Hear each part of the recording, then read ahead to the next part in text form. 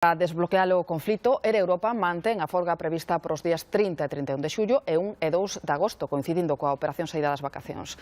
As asociacións de consumidores aconsellan aos pasaxeiros prexudicados que non esquezan presentar as reclamacións pertinentes. A folga convocada por Air Europa obriga a compañía a cumprir a normativa de informar con antelación aos viaxeiros afectados das alternativas que lles ofertan de cambio de billete ou reembolso dos cartos. Está obrigada por lei a avisar aos consumidores, a todos e cada un dos consumidores, deses cambios e desas modificacións ou cancelacións que se poidan producir, ofrecéndolles unha alternativa no seu caso. Para aqueles usuarios que non se vexan recompensados polas opcións da compañía aérea, as entidades de consumidores recoméndalles ir máis aló na súa reclamación e non desbotar a vía xudicial. Se un usuario quere realmente recuperar ou ter dereito a que se xa indemnizado por todos aqueles prexuizos que poda demostrar e que ademais poida cuantificar, creemos que non deberíamos deixar de plantexarnos a reclamación na vía xudicial.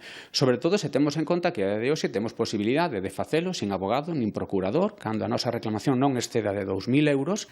A Asociación de Consumidores de Galicia lembra que o Tribunal Superior de Xustiza da Unión Europea ten manifestado que unha folga de pilotos non é causa de forza maior, polo que a empresa ten a obriga de indemnizar as cancelacións. A Xunta